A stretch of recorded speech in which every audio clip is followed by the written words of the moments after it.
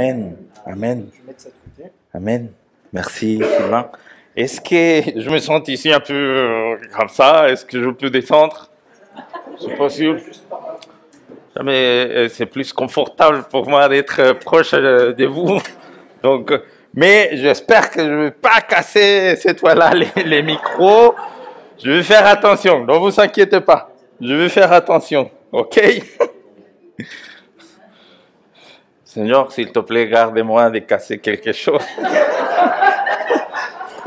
Parce que sinon, oh là là, ça va être chaud.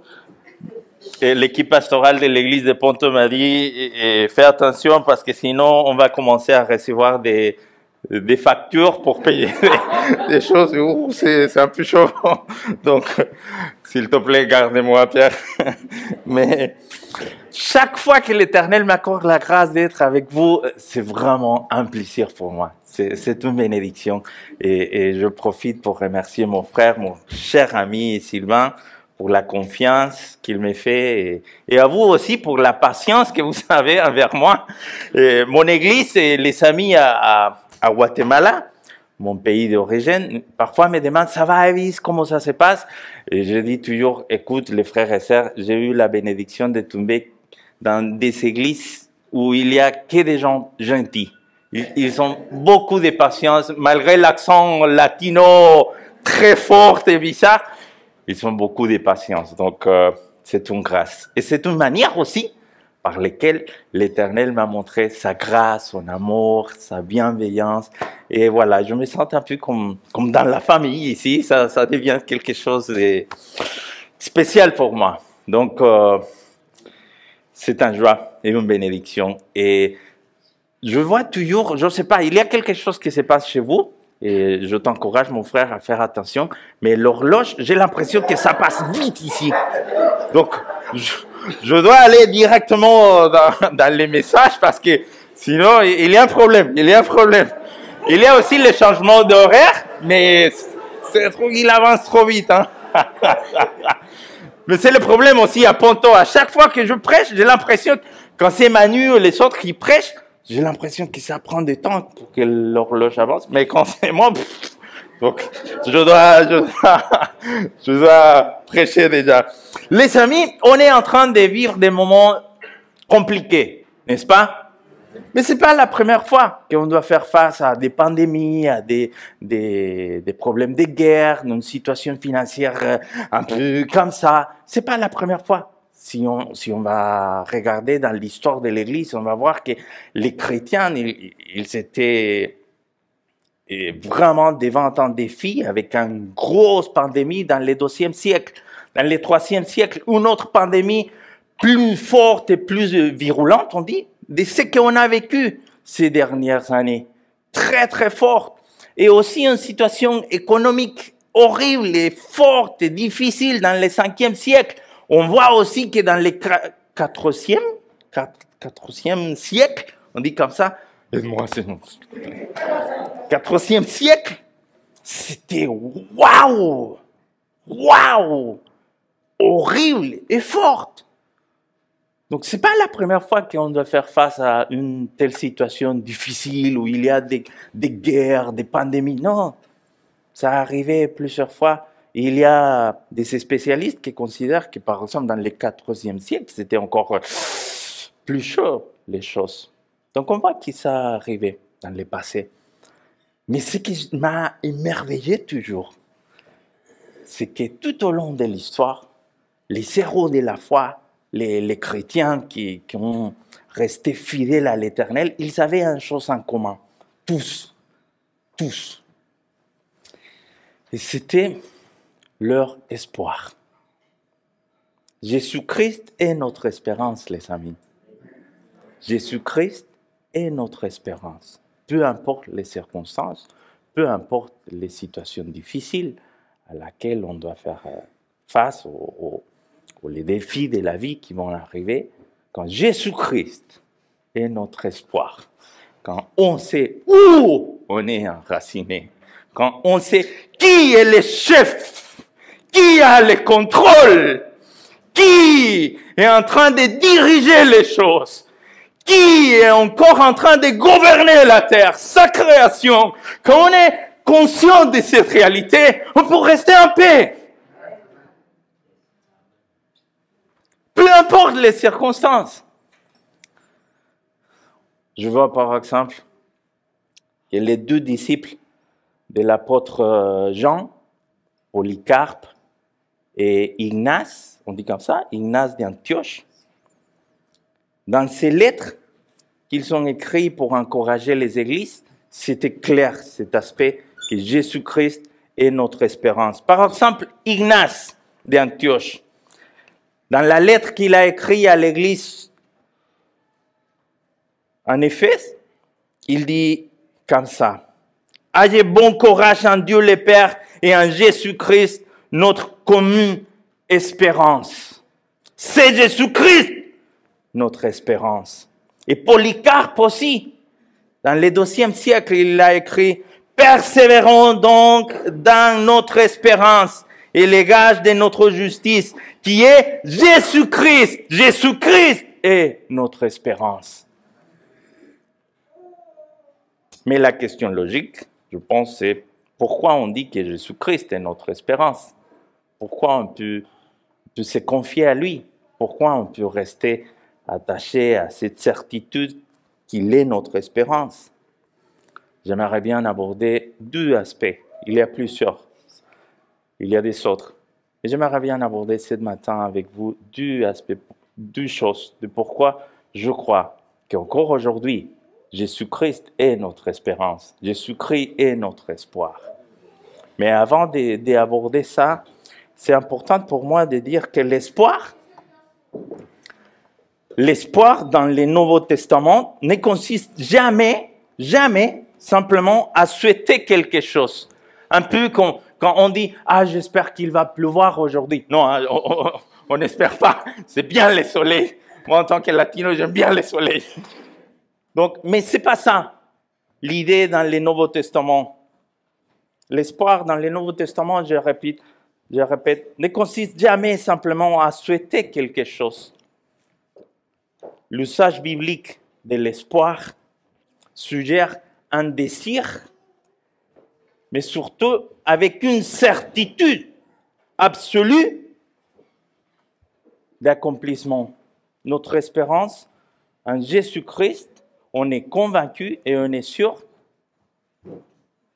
qu'il deviendra réalité. Et l'apôtre Paul nous aide à comprendre ça. Dans plusieurs des lettres où l'apôtre Paul a écrit, il évoque souvent cette notion de l'espérance que nous devrions avoir en tant que chrétiens. Et où on doit placer notre espérance. On ne doit pas placer notre espérance dans la compte bancaire. On ne doit pas placer notre espérance dans les choses que nous avons. Si nous avons une belle voiture, une belle maison, ou un bon travail, ou je ne sais pas quoi. Ce n'est pas là où on doit placer notre espérance. Notre espérance, on doit la placer en Jésus-Christ. C'est ça qu'évoque l'apôtre Paul. Par exemple, dans la lettre qu'il a écrite à son fils dans la foi, à son disciple Timothée, il a envoyé une lettre pour l'encourager, pour lui dire ce qu'il faut faire en tant que leader, en tant que pasteur, en tant qu'ancien d'une église. Il va lui donner des conseils, mais dans la première partie de sa lettre, dans les premiers versets, ça m'a émerveillé. Il commence par lui dire qu'il est un apôtre appelé par Jésus-Christ, par Dieu. C'est Dieu qui l'a appelé, c'est Dieu qui l'a envoyé pour les servir. Mais après, il dit, Jésus-Christ, notre, c'est-à-dire celle de Timothée et celle de lui-même, Paul, notre espérance. Il commence la lettre en disant, voilà qui est mon espérance, voilà qui est mon inspiration, voilà pour qui je peux avancer, voilà pour qui je peux faire toutes les choses que je dois faire, parce que c'est Jésus-Christ, le centre de ma vie, mon espoir. C'est dans les versets 1 de la première lettre qu'il a écrite à son disciple Timothée.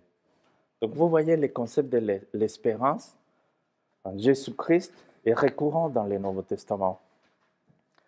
Mais il y a deux choses que je veux aborder. Et la première chose, de pourquoi Jésus-Christ est mon espérance, mon espoir aujourd'hui, c'est sa présence avec moi, sa présence avec nous. Pourquoi Jésus-Christ est mon espoir? Parce que ce n'est pas seulement qu'il nous a appelés, ce n'est pas seulement qu'il veut nous utiliser, ce n'est pas seulement qu'il a des choses pour nous dans l'avenir. Sa parole nous dit qu'il est avec nous. Nous allons voir ça dans une autre lettre que l'apôtre Paul a écrite. Colossiens, chapitre 1, verset 27. Vous pouvez ouvrir vos Bibles, s'il vous plaît? Ça, c'est pas moi, hein, tu vois, c'est pas moi, je suis. Et ça bouge. Désolé. Colossiens, chapitre 1, verset 27. Colossiens, chapitre 1, verset 27. Voici ce qu'il dit la parole de Dieu. Car Dieu a voulu leur faire connaître quelle est la glorieuse richesse qui renferme les secrets de son plan pour les non-juifs. C'est-à-dire nous, les frères, c'est-à-dire nous. On n'est pas juifs. Moi, je ne suis pas juif. Et voilà les secrets que l'Éternel avait pour nous. Et voici ces secrets. Le Christ est en vue. Lui en qui se concentre l'espérance de la gloire à venir. Waouh! Waouh! J'ai quelqu'un qui m'aide, vous voyez? C'est bien. Mon frère, voilà, il va devenir un prédicateur. Merci Seigneur. Il s'entraîne déjà. Christ habite en chacun des croyants. Il est leur espérance de la gloire future. Seul notre Sauveur nous donne les droits d'avoir une place dans les cieux. La présence de Jésus-Christ en nous assure déjà notre place là-haut. C'est le Christ en nous qui est la base de notre confiance. Dans notre faiblesse et notre échec, nous ne devons pas désespérer. Christ est notre espérance. Dans les pires moments et circonstances, nous ne devons pas désespérer. Christ est notre espérance. Au dernier moment où on doit faire face à la mort, nous ne devons pas désespérer. Christ est notre espérance et il est avec nous. Ça m'a émerveillé toujours, les amis. Le fait qu'il nous a appelés, le fait qu'il nous offre une vie éternelle, le fait qu'il nous offre beaucoup de bénédictions, mais surtout qu'il est avec nous. Et c'est pour ça qu'il nous demande de faire des choses. C'est pour ça qu'il nous encourage. La parole nous encourage à faire des choses. Parce que c'est pas par notre propre moyen, c'est pas par ma propre force, c'est pas par mes propres énergies. C'est surtout parce que la présence de Dieu lui-même, son Saint-Esprit, habite en moi, habite en toi. Donc vous voyez, c'est extraordinaire. Je parle de cette présence qui a accompagné le peuple d'Israël, cette présence qui a aidé à Élie de faire de grandes choses, cette présence qui a donné la force, le courage, les paroles, les mots exacts à Pierre pour donner cet formidable message où 3000 personnes se sont confiées à l'Éternel. Donc vous voyez, le Christ, c'est lui pour qui toutes les choses ont été créées. Il nous offre être avec nous. On n'est pas seul. Peu importe les circonstances, les difficultés de la vie, Dieu est avec nous. Dieu est avec nous. C'est lui qui nous aide à surmonter les épreuves les plus dures de la vie. C'est lui qui nous aide à tenir bon. C'est lui qui nous donne le courage. Donc, on doit lui faire confiance. Mais vous savez, ça fait un mois que j'étais à Sénégal, dans un ministère, une mission qui est là-bas. Et dans ce lieu-là, il avait un frère qui venait de Burkina Faso. Il a vécu des persécutions et des choses difficiles. Il avait des autres frères qui ont vécu des choses difficiles et dures aussi. Ils m'ont demandé de prêcher. Donc, quand j'étais en train de réfléchir et demander à l'Éternel de me guider, me donner les paroles nécessaires pour encourager mes frères et sœurs, je me suis dit, il faut, voilà, les encourager, parler de l'espérance que nous avons en Jésus-Christ. Donc, j'ai fait ça. J'avais dit, Dieu est avec vous.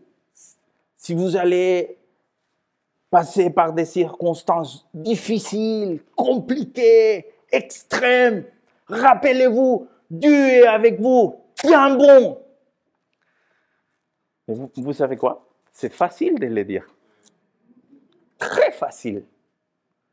Donc, l'Éternel m'a fait un clin d'œil à la fin du message. Il m'a dit, OK, mon fils, tu sais, je vais te laisser l'opportunité, l'occasion de mettre en pratique ce que tu viens de prêcher. Juste après le culte, je reçois les messages de ma femme en disant, Evis, je ne vais pas t'inquiéter, tranquille, reste en calme. Une de nos filles a tombé d'un lieu haut, et elle a tombé sur son... Et on est à l'hôpital, elle a un traumatisme crânial, on dit.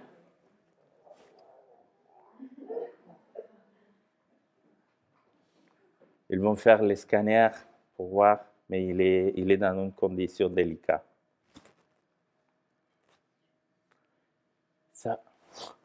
Ça fait au moins 30 minutes que je viens de prêcher. Tiens bon, Jésus-Christ est avec nous. Voilà mon fils, mais en pratique, c'est ce que tu viens de dire. Oh là là.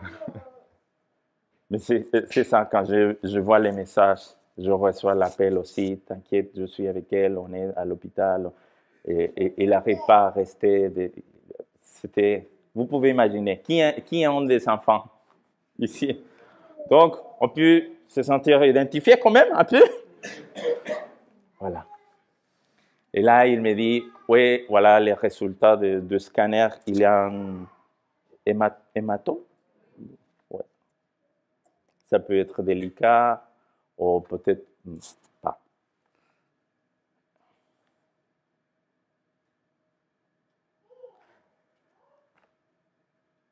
Et j'ai remercié l'Éternel pour cette occasion de me permettre d'apprendre à les faire confiance. J'étais loin. J'étais loin. Je voulais partir, quitter le Sénégal et aller pour être auprès de ma femme et avec mes autres filles. Mais je ne pouvais pas. Et j'étais en plus en train de servir l'Éternel là-bas. Donc voilà, j'ai compris. J'ai levé les prières et j'ai dit, je comprends l'Éternel. C'est vrai, tu as tous les contrôles. Et peu importe les circonstances de la vie, tu nous appelles à te faire confiance. Je viens de le dire, mais je vois que c'est dur de les mettre en pratique. Aide-moi. Aide-moi à te faire confiance. Et là, je tombais à genoux. Je lui dis, Éternel, c'est vrai, tu restes le Dieu Tout-Puissant dans toutes circonstances. Même si tu prends ma fille, même si tu l'appelles à être avec toi, tu es souverain. Tu nous appelles à te faire confiance. Et surtout, Je veux te faire plaisir à toi. Je veux obéir ta parole. C'est ça que l'Éternel attend de nous, mes frères et sœurs. Le faire confiance. Ses plans, selon la parole, sont parfaits. Donc, j'ai prié, j'ai envoyé un message à mon église à Guatemala et j'ai demandé, s'il vous plaît, priez pour nous. Ils sont priés. La nuit a passé, ma fille à l'hôpital sur supervision, comment on dit, supervision. Vous savez quoi? Notre Dieu, il est un Dieu puissant. Il est un Dieu fidèle. Il attend de nous confiance en lui. On a prié.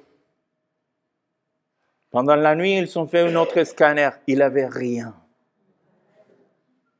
Ma fille a quitté l'hôpital comme elle est, toujours très pipelée. La même.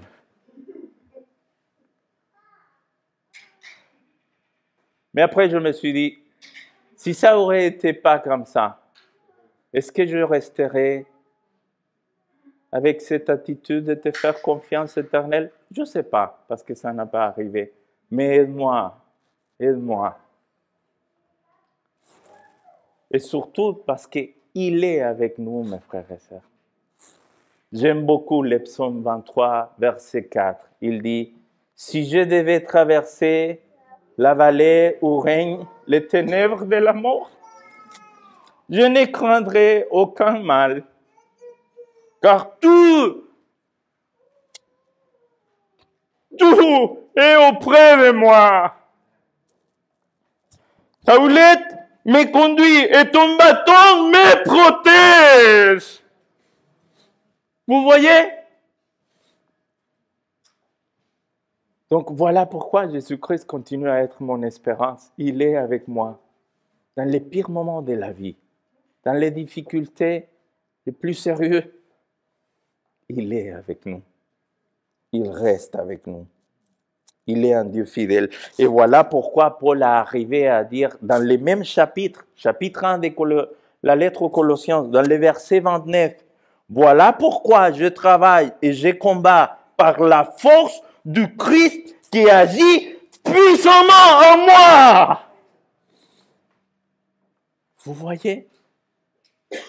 C'est lui qui nous donne la force. S'il permet qu'on passe par des difficultés, des choses, c'est lui qui va nous aider. C'est lui qui va nous accompagner. C'est lui qui va mener la force. C'est lui qui va mener l'encouragement.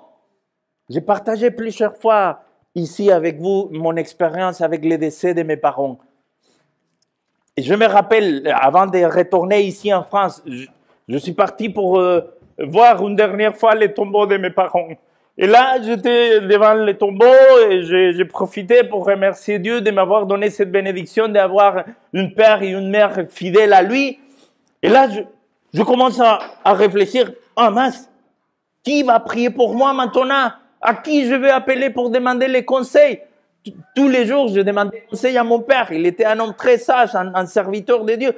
Et là, je commence à paniquer un peu. Et là encore, merci beaucoup. Ici, vous voyez? Et là, merci beaucoup. Et là, merci beaucoup. Cette fois-là, ça ne va pas être les micros, mais plutôt ça. Et là, j'étais justement en train de me dire, oui, à qui je vais appeler pour demander conseil? Et ce qui va me manquer le plus, c'est les prières précieuses de mes parents. Et là, l'Éternel amène cette passage, le psaume 23, 4. Justement, rappelle-toi, je suis avec toi. Je suis avec toi.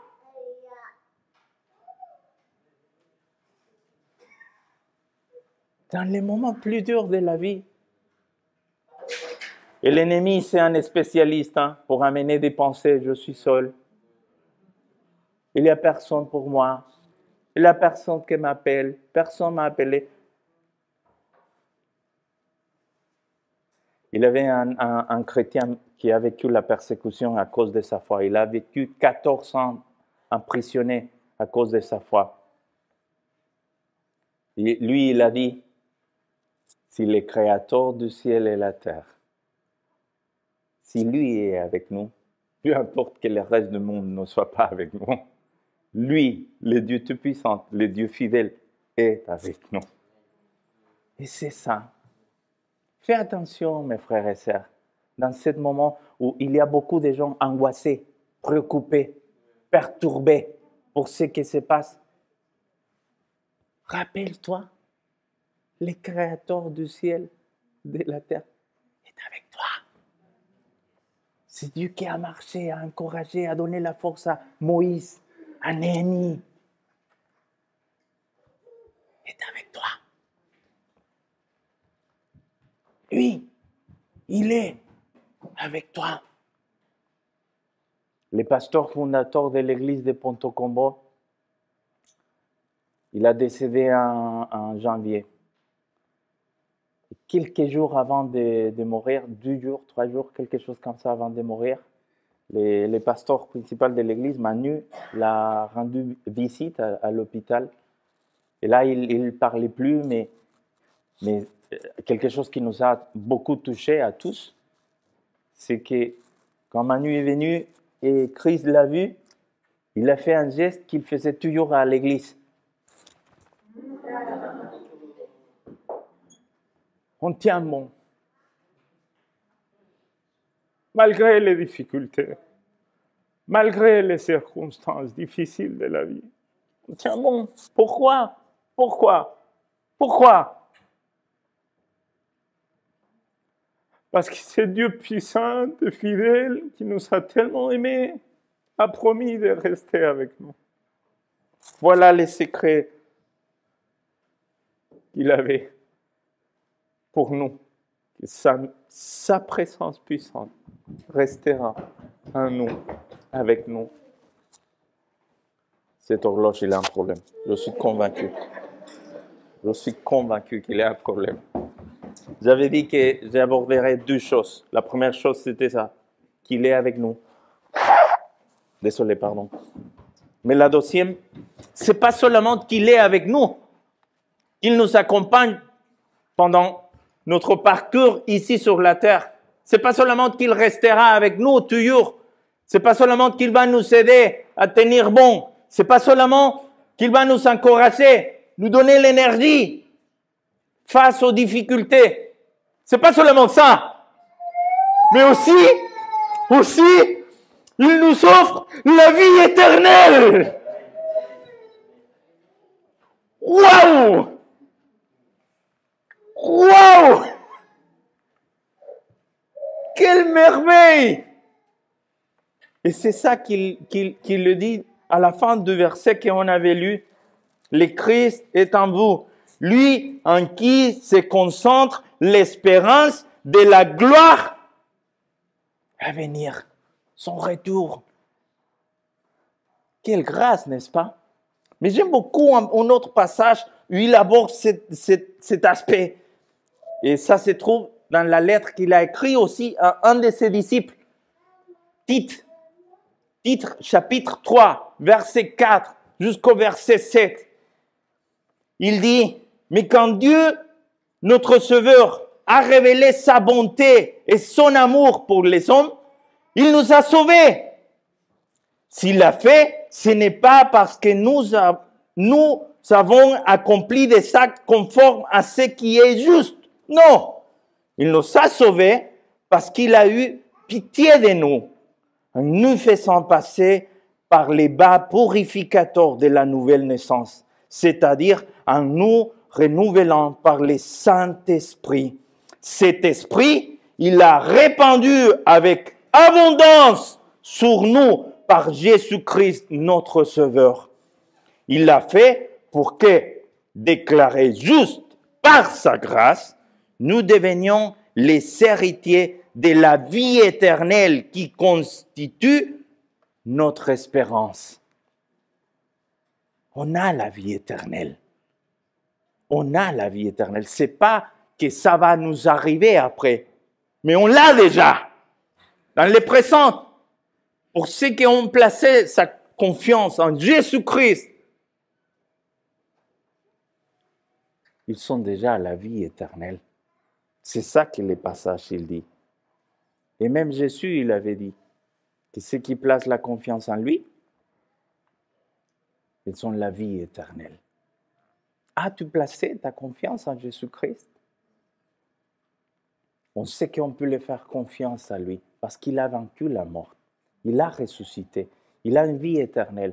Paul, il dit dans la lettre qu'il a écrite à l'église aux Corinthiens, il dit que plus de 500 personnes ont vu Jésus-Christ ressuscité. Il y a plusieurs personnes qui ont mangé avec lui, qui ont marché avec lui, qui ont partagé des moments puissants, forts avec lui. Il était ressuscité, il est ressuscité, il a vaincu la mort. Et grâce au fait qu'il a vaincu la mort, qu'il a la vie éternelle, on peut lui faire confiance. Et cette vie éternelle nous appartient à nous aussi, grâce à son sacrifice, grâce à son œuvre parfaite. Amen. Quand on sait que Dieu est avec nous, qu'il marche avec nous, que c'est lui qui nous soutient, que c'est lui qui nous encourage, et en plus, on sait que même si la mort arrive, on va revenir à la vie, on va ressusciter. Est-ce que c'est logique chez nous d'avoir l'angoisse, d'être trop préoccupé devant les situations qu'on est en train de vivre? Si on sait que Dieu est avec nous et lui, il nous offre la vie éternelle, restons tranquilles. On a l'espérance, on a l'espoir en Jésus-Christ, n'est-ce pas? Et c'est l'exemple que je vois dans les héros de la foi de l'histoire de l'Église. J'aime beaucoup la lettre de quelqu'un, un païen, qui a écrit, les gars, il a écrit à une communauté romaine, il a dit, avez-vous regardé comment les chrétiens, ils n'ont pas peur de la mort, hein? Oh là là, c'est fou ces trucs-là. Mais pourquoi les chrétiens à cette époque, ils n'avaient pas peur de la mort? Et pourquoi on ne devrait pas avoir peur de la mort, de les circonstances de la vie? Parce qu'on sait comment ça va finir. On sait déjà qu'on a la vie éternelle en Jésus-Christ. Amen. C'est lui-même, Jésus-Christ, qui a dit en Jean 11, verset 25, « Je suis la résurrection et la vie, lui dit Jésus. C'est lui qui place toute sa confiance en moi, vivra, même s'il meurt. Et tout homme qui vit et croit en moi ne mourra jamais. Crois-tu cela? Crois-tu cela? Dieu est avec nous et il nous offre la vie éternelle. On peut lui faire confiance. Même s'il arrive la guerre, même s'il arrive les circonstances difficiles de la vie, on reste tranquille. On sait comment ça va finir tout. On sait que le Dieu Tout-Puissant, le Dieu fidèle, est avec nous. Et un jour, on va devenir comme lui, parce qu'on va le voir face à face. Quelle grâce, n'est-ce pas? Je vous encourage, mes amis, à vous rappeler de cette vérité. On n'est pas seul. Dieu est avec nous. J'aimerais bien finir par le passage de l'apôtre Jean dans sa première lettre, dans le chapitre 3, verset 2 jusqu'au verset 3. Il dit, « Mes chers amis, dès à présent, nous sommes enfants de Dieu, et ce que nous serons un jour n'a pas encore été rendu manifeste. Nous savons que lorsque le Christ paraîtra, nous serons semblables à lui, car nous le verrons tel qu'il est. Tous ceux qui fondent sur le Christ une telle espérance, se rendre eux-mêmes purs, tout comme le Christ est pur. Amen. Que Dieu vous bénisse. Qu'il nous aide à tenir bon. Parce qu'il est avec nous. Et il nous offre la vie éternelle. Amen. Que Dieu vous bénisse.